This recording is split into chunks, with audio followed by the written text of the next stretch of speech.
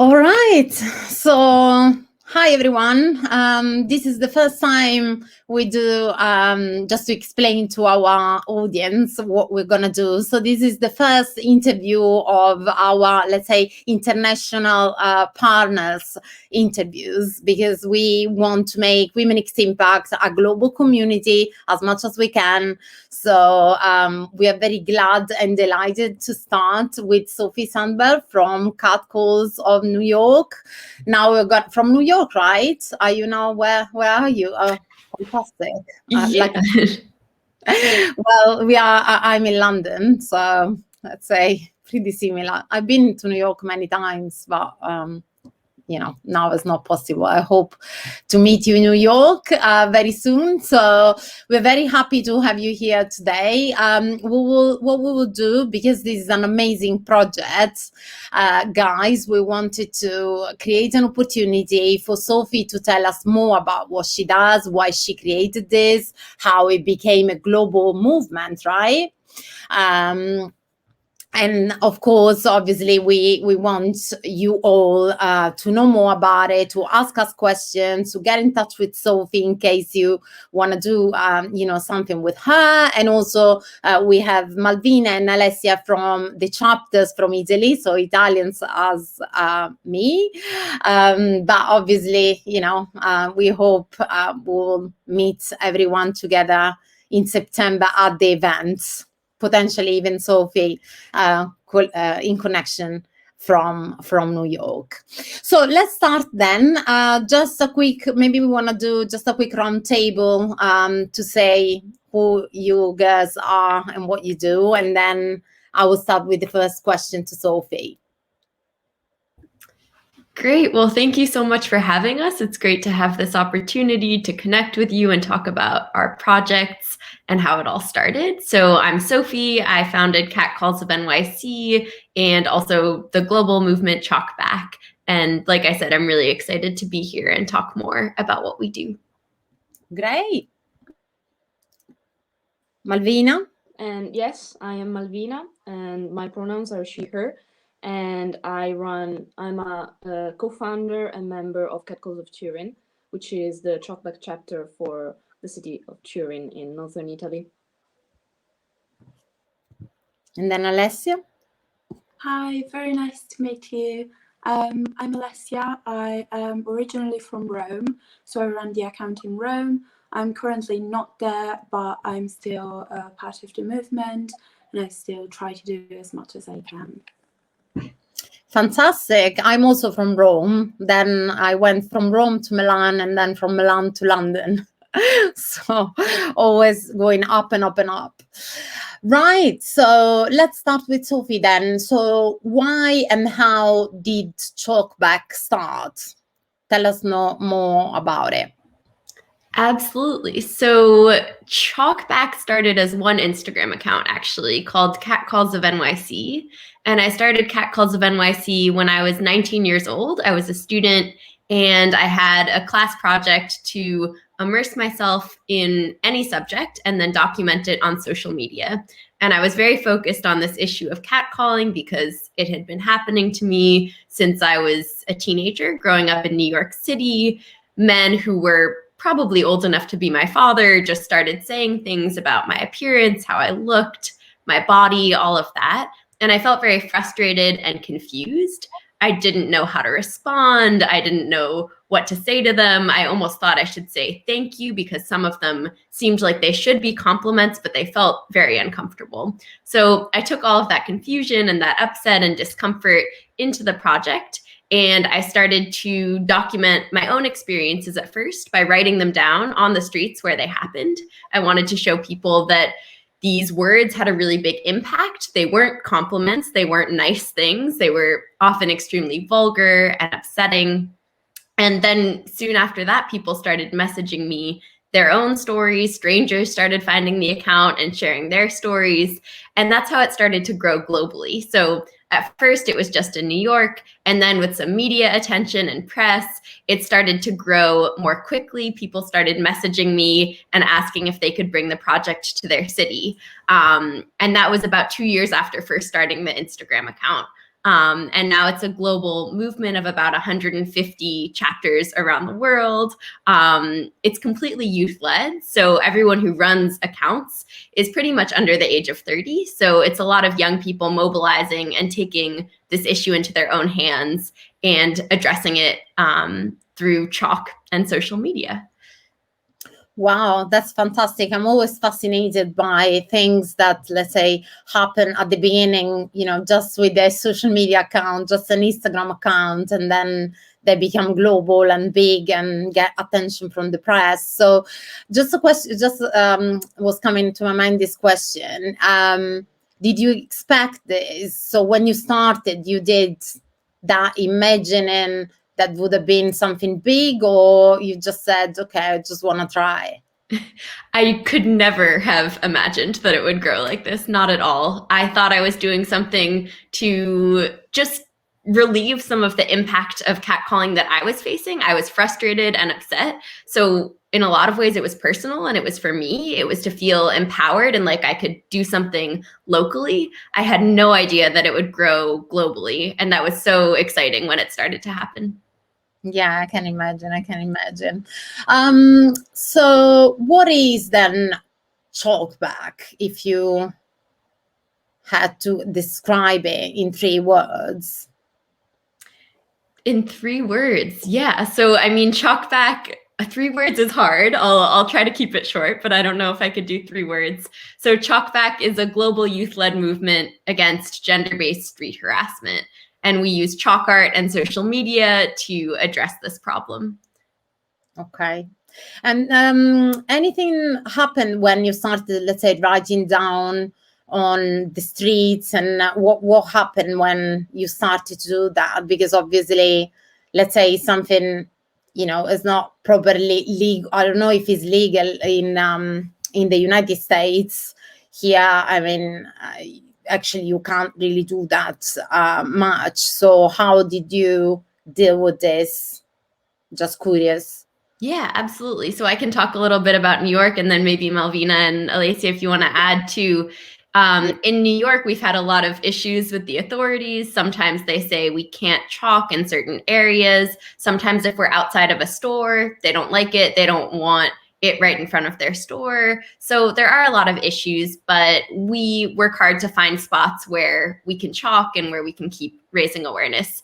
And, there have been bad situations. One time, one of our team members was arrested for chalking in front of a school. That's the worst thing that's happened. But for the most part, if they're upset, they just wash it off and get rid of it. And we just keep finding new spots and keep going. Wow, that's pretty brave, though. I could imagine, because I mean, in Italy is almost the same. You can't really do that, but I believe that is the main meaning, to do something that gets people attention, gets media attention, and I think is a brave thing to do. And I agree that these kind of things, unfortunately, if no one fights them really, then nothing really happens. Things keep happening, and and we just need to stay silent and quiet and just walk away, but no one actually fights it. So I think it's great what you're doing, because you're actually fighting the system even when it gets complicated and difficult, like you just mentioned. So I think it's absolutely great. So how does it work now? So activists are all around the world, but you actually coordinate everything. How does it work? Explain to me and to our audience how you actually run this now. I believe with chapters and things, but I believe there is a lot of work behind it. How do you do that? Sure, absolutely. So Chalkback is such a community-based organization. So it's really run by many of the members within Chalkback. We have a leadership team, and it's a group of people who just volunteered and wanted to jump in and spend more time growing the community, making sure everyone's on the same page, making sure we're communicating with each other. We have a WhatsApp group chat, so it's all pretty much focused there. We talk a lot in the WhatsApp group chat. We talk a lot on Instagram. It is at this point, you know, a very grassroots organization, but we're trying together to make it more organized and to make sure that we can participate in global campaigns together. You know, Malvina and I have worked together so much on doing various global campaigns for Chalkback. So it's really focused on the different members of Chalkback and how we can lead together and move things forward. In the US, officially, Chalkback is a registered organization. So as of recently, it's become a registered nonprofit organization. And that's so we can start to raise money and, you know, get more resources for the work. Yeah, so that's pretty much where we're at right now. Yeah, and Malvina, I don't know if you want to add anything in terms of just like how it works when we do campaigns together and how, you know, you've been such a big part of that too.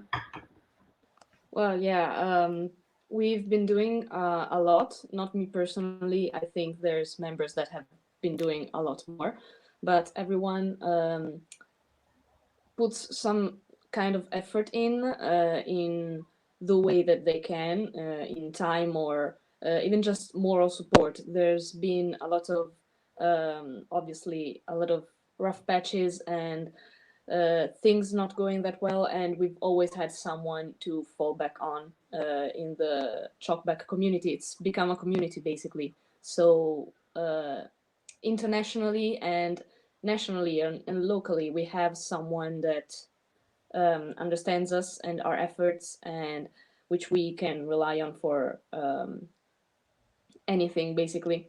So yeah, it's been really interesting to see this grow, because 2 years ago it wasn't this big when we started as Catcalls of Turin. So yeah, we're growing as an organization, we're growing as a community and as people together, and it's really, really just cool to have something like this in such formative years as personally my early 20s, but I know that there's much younger people, like teenagers, doing this with us all around the world, which is just amazing. And it really feels like we're doing something. So in like, even in, you know, feel not being, a difference, right? yeah, it's been that's really, cool. really great. And in terms of funding, you know, you mentioned funding. Between our audience, we have quite a lot of young entrepreneurs, you know, so they might be interested in how are you actually finding money. If you said you haven't started, or maybe you just started, but I'm wondering how your plans are in terms of you know, fund the organization, and also I'm interested to know if you have found some support. So if there are, for example, brands or companies or associations that are actually helping you now. Sure. So we did have some success in the past. So I'm part of a network called Vital Voices, and I am in a program with this organization, Vital Voices. They focus on women leaders and, you know, women's rights and all of that. And they gave a small grant to me as I was part of their program. And I was also able to distribute some of that grant to members of Chalkback. And what's great about Chalkback is that a little bit of money goes a long way, since we're spending money on chalk and transportation. Sometimes those costs add up for individuals, but if we're able to give, you know, a small stipend to members who are running an account, it makes a big impact. So there was a small grant from Vital Voices. We also just completed a crowdfunding campaign through Instagram and raised $10,000, 10,000 US dollars. So that was the first big fundraiser, and that went really well. Besides that, we're just looking at different opportunities to apply for grants. I know various accounts have thought about applying to the government, to government grants potentially. And I do think that each account can kind of see what's in their area, because it does depend where in the world they're based. But as an organization looking for grant money, doing crowdfunding campaigns, and looking at organizations that support movements like ours has been where we're at right now. Fantastic. So I mean, so basically this is what you do right now. This is your main job, or are you still doing it part-time, doing something else? Yes, so this is my full-time job right now. But I also, so what I mainly do to make money is I do freelance speaking. So I speak with students and I run workshops around street harassment. So it's been difficult with the pandemic, but I still go on Zoom and I talk to students about street harassment. I tell them the story of Catcalls of NYC and Chalkback. So that's how I supplement my income. No, that's fantastic. I mean, it's the same thing that I'm doing right now, but before, for my previous companies, this is my second company. My previous company, I've done for a long time both things. So I was doing full-time work and this as a side, and that was pretty complex, I have to say. It's been pretty hard, and but then at some point, I also decided that I wanted to be just an entrepreneur, and therefore I went full time. And obviously now I'm still full time, but it's a long time now since I started, because I started back in 2014. Unfortunately, I'm not as young as you guys are, but I'm always, let's say, very fascinated and interested in the way, you know, young entrepreneurs are actually getting their way, you know, getting their projects from something that starts as a passion or by accident. Sometimes, you know, it's just a case, you want to do something you feel is your passion, your drive, you want to do it, but then obviously you need to let's say transform that into a company, which is not easy to do. So I'm always fascinated to learn and hear how young people do, and I think that's interesting also for our audience, because especially in Italy, you know, it's not as easy for us to get funding. And even crowdfunding is something, let's say, we started doing quite a lot in the past, let's say 5 to 6 years, but it's still not that easy to fundraise and to actually finance your company. So most of the companies actually bootstrap, or, you know, at the beginning at least. So I think it's still good to hear how young entrepreneurs do. So thanks a lot for your contribution. So we have Alessia and Malvina that run, you know, the chapters in Italy. What would you say is the main difference between activism in the Italian cities? How are you finding that? How you are actually working on this? How you are dealing with your challenges? I think the main challenge in Italy in general, surrounding street harassment and activism in general, is that the culture is not very progressive. We didn't have as yeah, exactly. And this is why we're doing this today. As Sophie was saying before, that they had like problems with the law and with being arrested. We haven't had any of that, basically. Maybe it's just my city in Turin, I don't know. But we've chalked our, we've been doing our thing in front of carabinieri and police forces, and nothing happened. Like, they didn't say anything to us. And we didn't have any, fortunately, any of our chalkings washed away, as far as we know, because maybe they just washed it away as soon as we left. We don't know. But the response in general from the people has been a little bit mixed. Like, there is a lot of support, but that's from more feminist already, feminist environments, because there's also a lot of ignorance and about these issues. So what we do comes off as something not really useful, or you know, just a grab for attention, which it's not. We just want to, you know, our goal is basically to create safe spaces and to educate those who don't know about these things. And in Italy, it's been a challenge, you know, but we see the positive we're doing and just keep doing it, you know. And yeah, I think in Turing it has been a positive experience overall, but we've been very lucky and, you know, privileged. So I don't know, and I would like to hear from from the experiences in Rome, how they've been.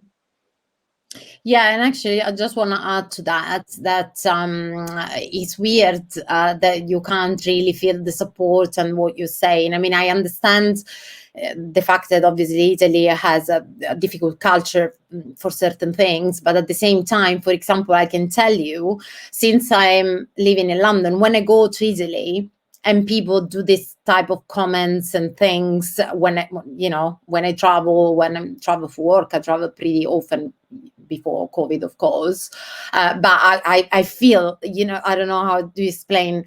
I see it, I feel it, because I'm not used to it anymore, because obviously London is the UK is a completely different. I'm not saying that here doesn't happen, but I would say it's much less than Italy. In Italy, it's very common that people make comments and things when you go around. So it's weird that you can't really find the support that you should find. Maybe because, in a way, it's a bit allowed, I would say. Like, people say, oh, okay, it's just as it is, like if it's something right, but actually it's not. So I think you need to keep doing what you're doing. And I'm sure that more and more younger generation will stand for respect in this sense. And the more you guys do, the more you work, and I hope we can also support you with everything, the less this will be tolerated, really. Sometimes I even had all these comments, I always run large events, and I had speakers coming from all over the world, different type of speakers, and I still hear, especially for men, comments, when someone is speaking on stage and maybe she's not that, let's say, thin or things like that, as the comments that happen, unfortunately. And this is just not nice, because if someone is there, people should be interested in what they're saying, not the way it look. So I think we need to keep working on this. Yes, the word I would use is normalize, like street harassment and harassment in general towards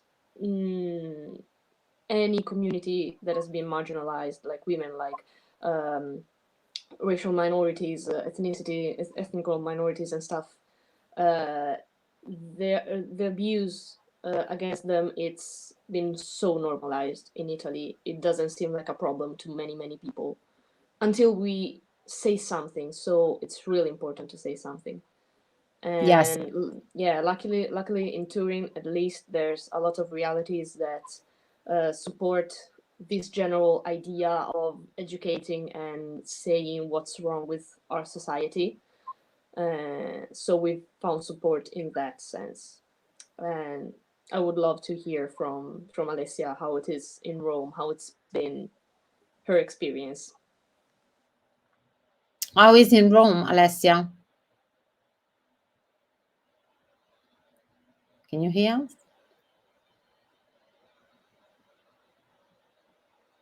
She says she can't hear in the chat.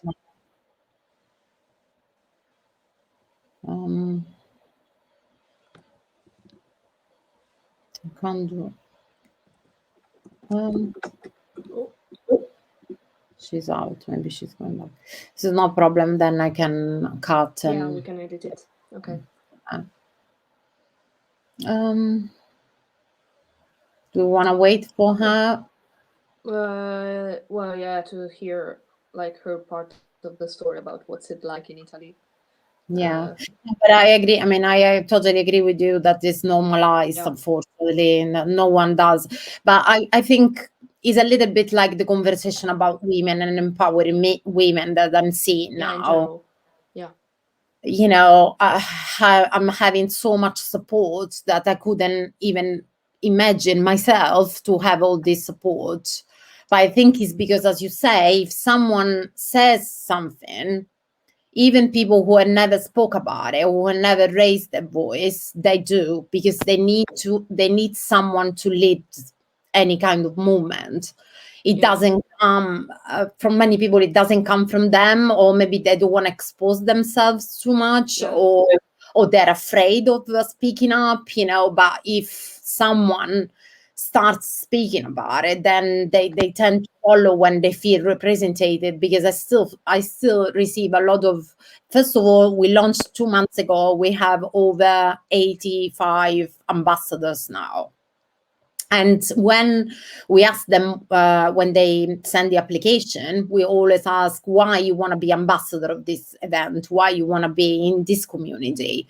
And most of them actually write that they are sick and tired of seeing women not having the same opportunities as men, you know, especially when it comes to career, or especially when it comes to maternity and career, because it seems that if they decide to have a family, then they have to stop or put on hold their career, and this is just not right. So they need someone to actually do something and talk about it, and they tend to support and follow quite a lot. So about this, that is still even more sensitive topic, I think, as you say, has been normalized. But if we do a good job now, the new generations, the youngers, if we start talking about that in the schools, for example, you know, from people who are actually young, they start understanding that it's not normal, and the next generations will be probably without this. Or, I mean, you can't cancel it completely, but I think definitely it won't be seen anymore as something normal. Hi, Alessia, you back? Hi, yes, I'm sorry. I don't know why I stopped hearing you. So. Sometimes happens. Don't worry. We edit for this reason, so we can remove anything we want to remove. So we were wondering, how is it actually your work in Rome? How is doing? What you feel about it? Challenges, good things, bad things. Yeah, so I think in general I do agree with Malvina. Just because my perception, and also the perception of the team in general, we are not, of course it's not just me, we are 3 people. I think in general we do feel that people are a bit, I wouldn't say more open towards the idea of like ending street harassment. I would just say what I feel is happening in Rome is that people don't want to get involved with this in any way, like not in a positive way, not supporting us, but not even like going against us. We have chalked, for example, in front of stores, in front of bus stops, of course. That's super common. But I'd say in general, as long as the street like it is public, we don't have any problems. When we do chalk in front of stores that are private, or like restaurants, or more commonly is usually places where people go to dance at night, so like nightclubs, they are usually closed when we go there, so we are able to talk in front of them. I have no idea what happens then. They probably wash it off, but I think it's still very important to do it. I would just say in general, people seem to ignore more than anything else. I think it's also really good that, for example, people don't, still, at least while we're there, people do not walk on our chalk, like they walk around it. I think that's very respectful. Sometimes we have like mixed reactions, especially when you are just starting to write something out. It looks really bad, especially if you haven't added like the tag under it or an hashtag. I know Sophie sometimes does add the hashtag before and then writes over it. We don't do that. So sometimes we have like mixed reactions from people. Like, I'm sorry, what are you writing on the ground? This is very disrespectful, which is good, because it means people like have a gut reaction that is against it. So I think it's positive. Yeah, and you can still reply and explain why doing Yeah, it. of course. So it's an Yeah. opportunity, to explain. Right. So next question is about social media. Of course, social media plays a big role in this global community to happen. This is why I personally love social media.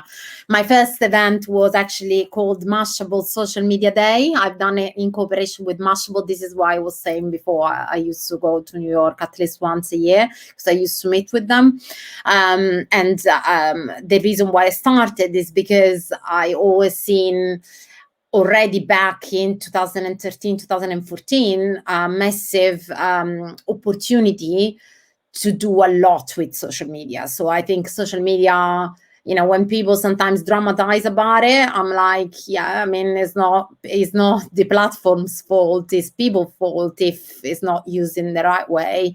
But actually, it is a massive opportunity. If you think about it, 10 years ago, you wouldn't have been probably that big if social media wasn't here. And is a very good way to get people listen to your voice, to create global communities, to avoid, let's say borders because social media has no borders. So apart from the language, it's still possible to talk to many, many people around the world and expand, any kind of message and things. So I'm wondering, how do you manage that? So you have explained to our audience that they're also very much social media aware, and we have a lot of social media marketeers in our audience. So I think it would be good for them to know, how do you manage all these different chapters? How does it work on social? What works best for you? So how do you actually engage with your audience through social? And what do you think is key, basically? What do you think is actually working? The way you take pictures, the hashtags, the tags, how do you make them engage with you and enlarge the community? I don't know if Sophie wants to go. But in general, of course, all of us have a pretty strong presence on Instagram in general. We have tried going to other social media, like for example, Facebook, Twitter. That comes naturally, I think. But of course, Instagram is the most important platform, especially because of the format. Every story is usually we can see it very easily on our feed. Our followers see it very easily on theirs, and also some of us have how do you say websites. Some of us have websites, like for example, of course, Catcalls of New York City has a website where people can ask to join the team, which I think it's been very important. But Chalkback as an organization is very interesting because, of course, it has so many chapters. It can be a bit difficult to keep track of everything. And we have a Chalkback page on Instagram. Which is linked to a website where most people that own a Catcalls of account or are in this movement can go and be highlighted. So so we have these different people that are often highlighted by the page. On the website, there are many tips for people who want to start a page. There is a part of the website that can help you if you are a bit unsure about what you are supposed to do with the feed, how to make it run smoothly, just because of course it needs to be a movement, so it needs to have a sort of flow to it. that, of course, in the beginning, I think I joined 2 years ago. I think Malvina joined 2 years ago too. So she might relate. It was a bit more like less cohesive. Of course, as it grows, it's really beautiful to see all these people come together and like join and have the same final objective, but still bringing something new to the table every time. But in the actuality, we just receive DMs on Instagram, so private messages on Instagram, or on Facebook. We also have, every one of us has an email. Catcalls of Rome has a website too. So we try to be as accessible as possible in terms of who can reach us. We then go to the exact place the victim describes, and we try to be very specific, like if it's in front of a store, in front of a bus, we try to go there. Sorry to interrupt. So you actually give guidelines to people on how they need to do that? Well, we try not to direct people on how to tell us their story, just because, of course, it's theirs to tell. We are just here to listen, basically. But I think people naturally, after you have kind of shown that you have a pattern of posting things that look very similar, people naturally come to us and tell us the specific place. We try not to force it if it doesn't come naturally, just because, of course, it's a bit of a tricky subject. So, of course, some people might be less comfortable with it. So then we photograph it. Of course, the photos are a very important thing of Talkback, and like the way the photo is taken, sometimes I think it's specific. I think it's important. We take a photo of the talking, of course, but it also highlights like the place it was taken. So you can see what's around, you can see the place, and I think that's very important for the victims. Some of the victims can't go back to look at it, and I think, like, for example, if they are a tourist, they can't necessarily go back. But I think showing where it was taken is very important, because it gives this sort of strength to our message and to the people that told the story. So I think that's really important. And then we just publish it. And of course, the accounts that are from English-speaking countries do not translate in general.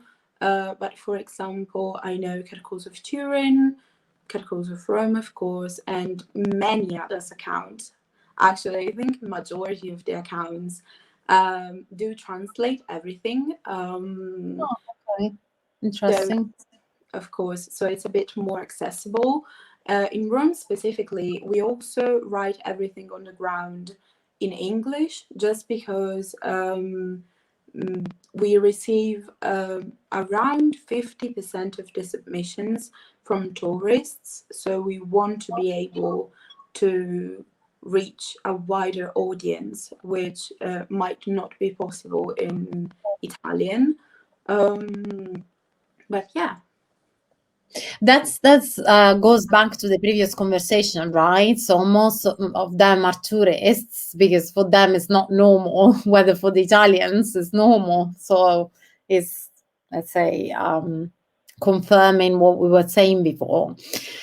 And another question, so in terms of, let's say, the organization, so how do you guys work on the backstage? So you have calls, monthly calls with Sophie, or between you? How actually is working? I believe that you mentioned a big number, so I believe there are quite a lot of people around the world working. So is Sophie coordinating everything, or her team? How do you organize?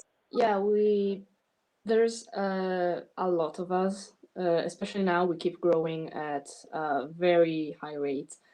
So since we've been recognized as an organization in the US, we've been working on basically separating the whole global group in subsections. For example, maybe there's a lot of us in Italy. We have a lot of chapters here in Italy, and maybe not so much in France, I think. So maybe, for example, we were thinking of incorporating France and Italy, and basically based on geography and the amount of chapters to group them in order to have a smoother organization overall. But we do interact at a global level. We don't have a set schedule, as we don't meet every single month. We meet when we need to, when there's something to talk about, events or something regarding the organization that needs to be decided with all of the members. And everyone participates in the way that they can. We also do something that I think is very useful, which is Catcalls chit chat, which is basically just meeting up and just to have a chat, because it's just something small and very informal, but in terms of mental health and personal problems regarding our activism, it's been really, really useful. And we, as Sophie was saying, we have the WhatsApp group. We have multiple WhatsApp groups. As for example, we have one just for Italy, and then we have the global one. So we like to stay connected with each other, and it's a team effort, and we're a big team. So it's all thanks to Sophie and the other members that put a lot of effort in organizing these things. Great. By the way, I can put you in touch. I will put you in touch with a couple of people I know in Paris that might be interested maybe in doing something, especially love to, yeah. She's Italian, but she's let's say Black, so she's doing quite a lot of work for Afro background. I don't think there's a Catcalls of Paris yet. There is, but it's not very active. So it would be really helpful to have someone who could take it over. And I remember there's in touch with them. Maybe they're interested. It would be nice. Yeah. Okay, so I think I have a couple of more questions. I was thinking about it. So what role does female leadership play in Chalkback? I think that's me again. Chalkback isn't really focused. It wasn't born focusing on female leadership necessarily. We're more focused on youth leadership. As Sophie was saying, this is a grassroots youth-led movement. So we obviously, since street harassment and sexual harassment in general is mainly a women's issue, we do have a lot of female members, but that's not only the case. We define ourselves as intersectional feminists, so we don't close our doors on anyone just based on identity. The guidelines we have are basically don't be sexist, don't be racist, don't stuff like that. We don't really limit ourselves and the organization. Open heart. Yeah, exactly. An open heart.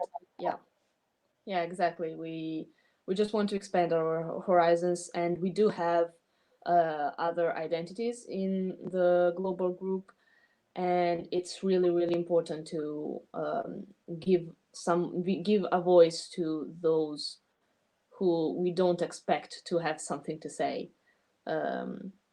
So yeah, I guess we do have female leadership, but it's not the center of it's not the core of our organization. But yeah, I think feminist leadership for us would be more accurate, so to say. Yeah, no, I totally understand and I agree with that. We are also trying to get as many men as possible into our events as speakers, and also we, out of around, as I said, 85 now ambassadors, we have only 3 men, but we are still happy that we have 3 men, because we think, you know, the conversation needs to be inclusive 360, not you know, racist on the other way. So I totally support that. Right, so last question. Where do you see, maybe for Sophie, where do you see this project going in the next few years, and how, if you have a magic wand, what would you say is the future? That's a great question. So, I mean, basically my hope and dream for Chalkback is that it would be a more sustainable organization, so that those who are committing the most time, those who are planning campaigns, everyone who's driving this movement forward is able to be paid either as a part-time job or a full-time job, or just, you know, when they're able to volunteer. I do think it's really important to have young activists being paid for their work, because that would make it more sustainable. That would make us a stronger organization. That would make us able to organize in a more efficient way. So that's really my hope and dream, just that we can get some funding and resources for the movement to keep driving it forward, to have, you know, better global campaigns where we're able to include everyone. You know, I think we're all working a lot to try to make sure that everyone knows what's going on and everyone can be included in the campaigns. And if we were able to have people who were working full time, it would just be a lot easier to coordinate and facilitate these campaigns and just keep moving our movement forward. Fantastic. So for anyone who is listening, who is interested in funding or knowing more about it, please get in touch with Sophie or me, and we will do something. We will be very happy to support you the way we can. We definitely share this interview, share, you know, your plans, your vision and everything. And if something comes up, we'll be very happy to support. I'm amazed and I'm very happy to have you here, and I think it's a great job what you're doing, girls. You need to keep going, and I'm sure there will be many opportunities, because more and more even brands and companies now are getting closer to, you know, these social impact topics, which is a good thing. I mean, some people say is pink washing, is here washing, but at the same time, if there are big brands supporting certain causes, it's easier for people to get funding, to get money, to get support from the media, you know. So I think is a good place to be. It's a good moment also. I think now more and more people are very close to social impact and what is behind any company, the values, you know, people want to see values in organizations in general. So I think there is plenty of space in the future, especially because, Sophie, you are young and you have plenty of young girls that have the energy, the passion and the drive to see a different future. So I'm glad to have you here today, and thank you very much. Then we arrived at the end of our first, let's say, interview in English. Let's see, we'll try to put some subtitles and things for the Italians. But now I'm seeing even this is a little change that's seen happening in Italy. More and more people know English, so the young generation know English more, which is also a good thing. It means we are also opening up to global and, you know, to the world. So there is anything you want to say to people, or any way to get in touch with you guys, or anything you want to say? Well, first of Well, all, you can. yeah, Sorry. no, go ahead, Malvina, go ahead. Okay. Well, we have written our accounts handles, Instagram handles here, right down here, and there generally we do have all our information on our Instagram accounts. You can find our websites, our email addresses, and generally it's the same handle as well for other social medias. I speak just for Catcalls of Turin. We do also have Facebook and TikTok, which we just Nice. it's a new thing and we already feel too old for it, but we're doing it anyway. And yeah, we're open to anything, from personal stories to collaborations just like this one. We do like to take every opportunity that comes our way and that can help us have more visibility and get in touch with even more people. So we also would like to thank you for this opportunity in particular. No problem at all. I'm very, very happy, and I wish you the best of luck for the project. And I hope that our cooperation will still go in, and one day maybe we go to New York to visit Sophie. We talk together. Where we hope soon it's gonna happen again. Even our event, we do hope it's gonna be physical. Obviously we will do online as well. We have seen a virtual reality platform, so people will have their avatar, they will go around. We were trying to do something similar as much as we can to the in-person event. Of course it's not the same, but we have to do something. I've also embraced my challenge to start a new business in event business when the event business is absolutely crazy at the minute, but it's going really well. We already sold almost 300 tickets, so I'm it's doing. That's why I'm saying I didn't even expect all this, but it appears that the topic is interesting, a lot of passion and support from the network, so it's good. Cool. So I wish you, to Sophie, a very good day, because I believe it's morning, and for you girls, very good evening, and we'll speak soon. Thank you so much for having us. It's been a pleasure. Thanks for your time. Thank you and good evening. Bye-bye. Bye-bye.